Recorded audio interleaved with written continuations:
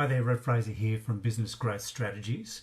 We help business owners to scale their business simply and sustainably with less overwhelm. Today I wanted to talk about numbers and measurement. Here's the thing, most clients that we go into work with, most businesses don't have their numbers set up right.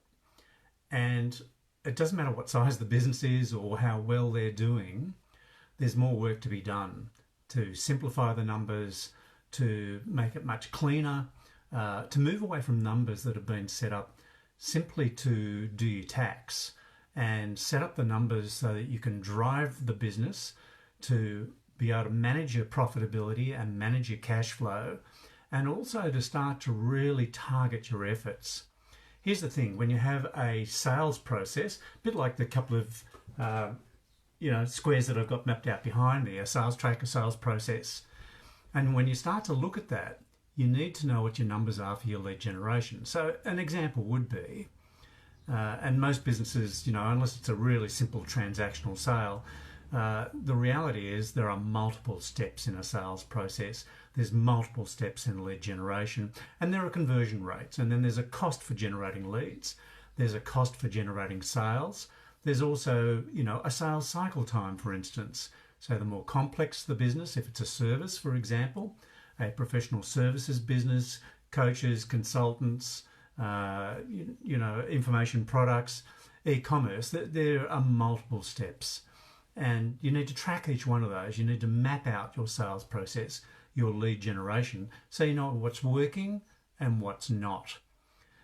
That way, you know where to put your efforts and where not to. Here's the thing about direct response marketing, if you're doing it, and I hope you are, you're able to measure what's working and what's not. You're able to test things in the marketplace. The ultimate test in marketing, and the number one rule in marketing, direct response marketing, is that you test and measure everything.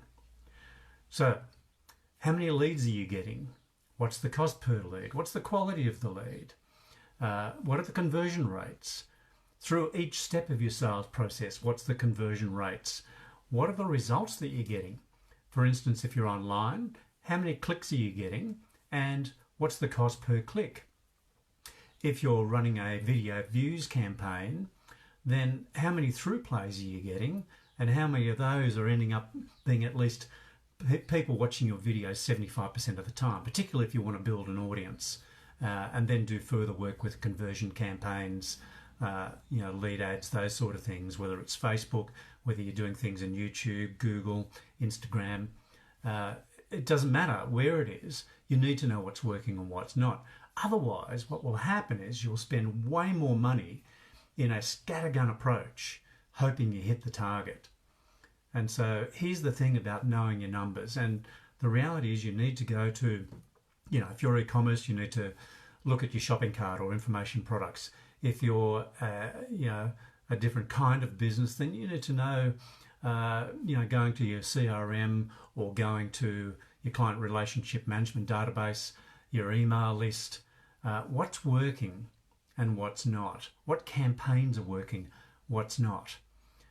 Targeting your efforts is the key, because it'll make your ability to scale the business much easier, much more targeted. You can get really laser focused, and you'll be able to ramp things up faster and really scale your business simply. And then hopefully once you start to get something that's working, it becomes much more predictable, so it's sustainable over the long term. So know what your numbers are. Realize that even when you do a profit and loss statement, that's just part of the picture. You also need to know what your cash flow is, because it's different timing. You also need to know what the numbers for your marketing and your sales and lead generation are, because they're the things that drive your revenue. And then if you've got multiple products, multiple services with different sales processes or lead generation for each, you need to map each one.